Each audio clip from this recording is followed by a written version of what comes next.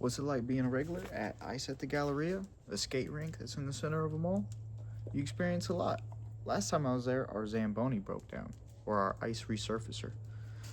It's electric, and like when your iPhone starts getting old, and like you feel like the battery just dies really fast. Like you charge it, and then it goes from 100 to 60, like it's all state trooper. Yeah, so the battery on a resurfacer has been doing the same thing. And I asked them, you can't just Amazon those batteries. Apparently they cost 10 grand and got to come from Dallas, which, they better put in that order because they've been charging people $30 since the tree's up. Apparently it's a holiday premium. It's only for me though. So like, how do I explain this? So basically, when you have your own skates, it's only $17 a skate. If you need skates, then it's like 28. But when the tree is up, it's the same price for everybody, even if you have your own skates. So I gotta pay the 28. So we like the look of the tree, but it gets old really fast. Especially because it gets so crowded back there. And like I always gotta, it just takes up so much of my ice. It is nice to look at though. It is nice to look at. But I mean, you also experience things like I've seen some injuries out on the ice.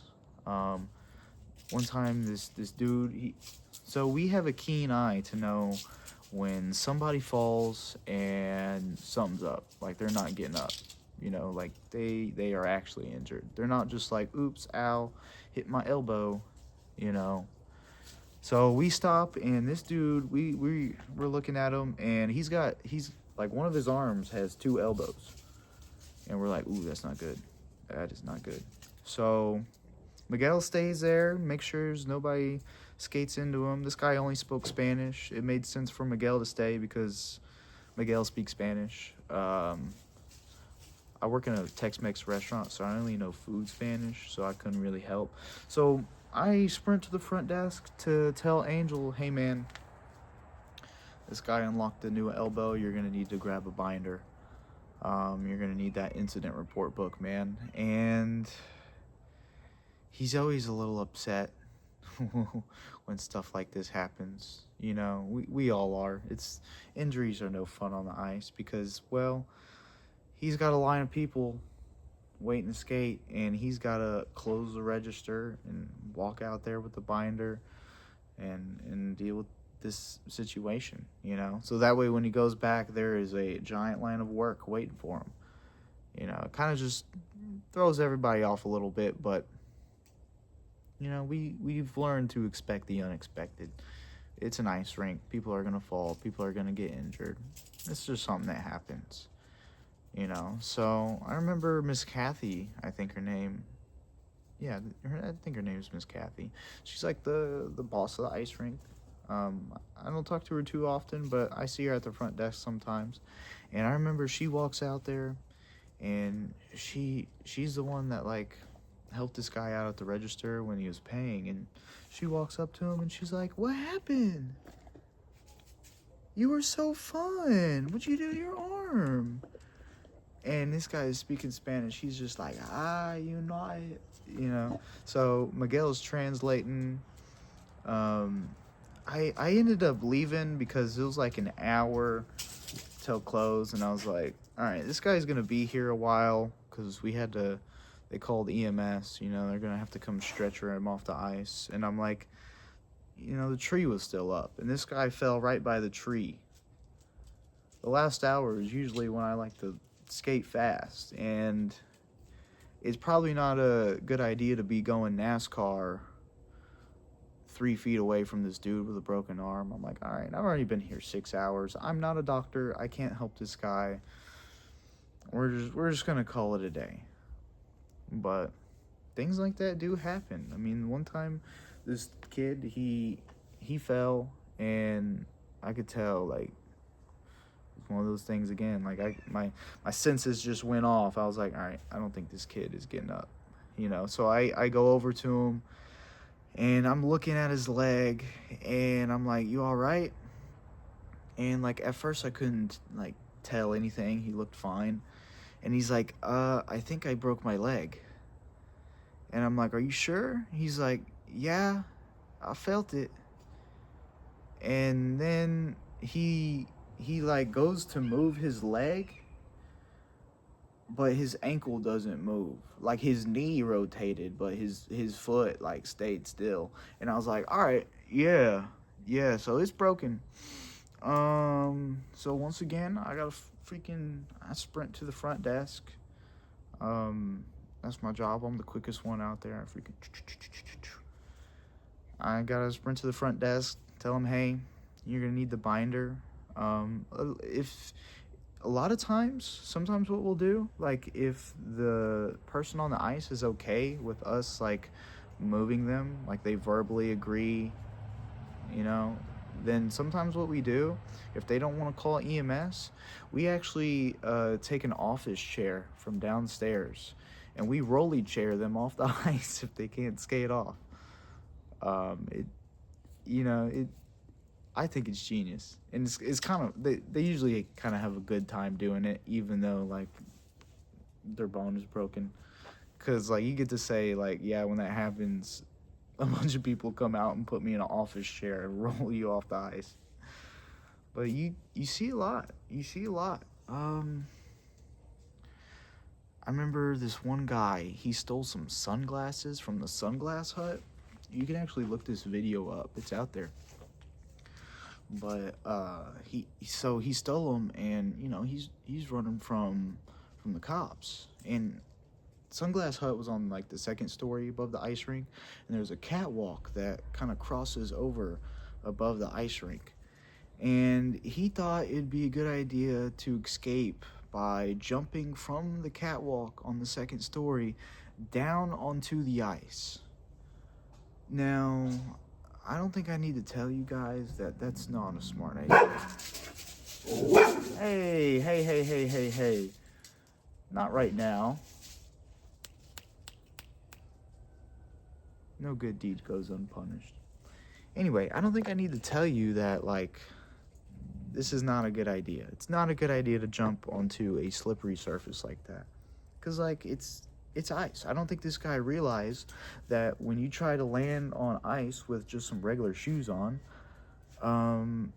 your feet gonna go like that, So when he landed, his legs, they caved in like a sixth grader's popsicle stick project, man. I mean, if you have like, what's it called? If you don't like gross stuff like that, or you get icked out really easily, then I would probably avoid watching it. But if you like stuff like that, go watch it, I remember I had left early that day, but my friend Zane, you can see him out there, and he's just looking at this guy. I mean, even though he stole some sunglasses, that's got to be a scary experience that you have now turned yourself into a paraplegic within the matter of a 4-second fall. It's got to be pretty scary, a lot of people always ask me, like, hey, Dylan, you skate like freaking fast. Like, do you ever run into anybody? No. The only person I've ever injured was myself. I've maybe like accidentally clipped somebody's skate. Like, I've never made anybody fall via contact. What happens a lot is, like, I'll skate somebody pretty fast and they get a little spooked and they lose their balance and fall. However, that's not my fault. It's not my fault. You could say it is, but it's like, look, if you're on the highway going 60 miles an hour and a Lamborghini passes you going 120 and that makes you crash, are you going to say that Lamborghini made me crash? The insurance company gonna be like, nah, man, bro passed you and you hit the barrier.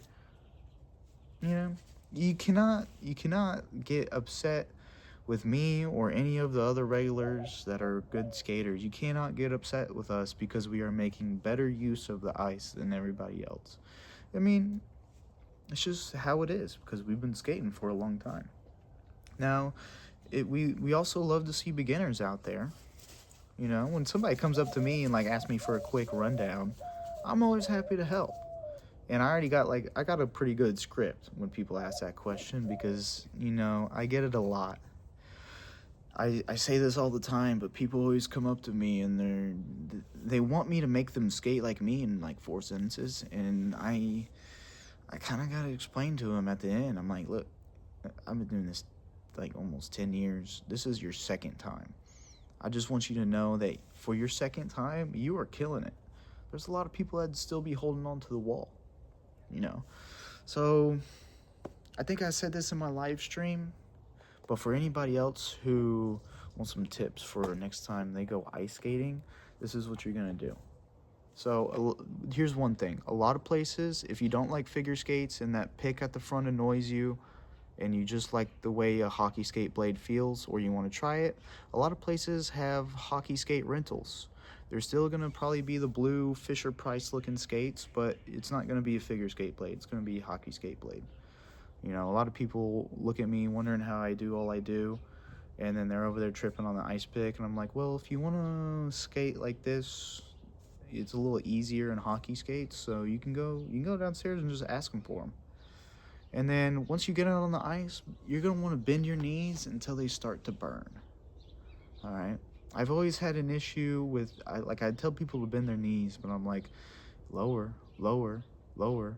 And they're like, hey, I feel like I'm low enough. And then when I finally started saying, look, your muscle's not used to this, so where it starts to burn is where you need to be at. And then eventually you get to a point where it's just normal. Like, it doesn't burn. Like, I can stay in that lowered position for hours on end. And then another thing is, people don't realize how heavy your head is. Like your head weighs like 10, 12, 15 pounds, depending on the person. So everybody's always like looking down, trying not to fall. And like, I understand the logic, but when you look down, you're putting your center of gravity forward, and you're going to be more likely to fall forward. So if you just keep your head up, keep your chest up, back straight, kind of like you're about to go hit the squat rack, and then it's more side to side. When you're on ice, you don't step. It's like side to side, a little rock back and forth. You know, imagine instead of trying to skate forward, you're almost trying to jump forward with one leg. So you do a jump, a jump, a jump, you know, kind of like it's a weird game of hopscotch. But just try those 3 things, 4 things. Just try all of them next time you go on the ice, and I guarantee you will have an accelerated learning experience. But anyway, I got a sink full of dishes. If I get done cleaning the house early, I just figured out how to live stream on multi-platform. So I'm going to test that out if I have time today. But I'll see you guys. Y'all have a good one. I'll be back.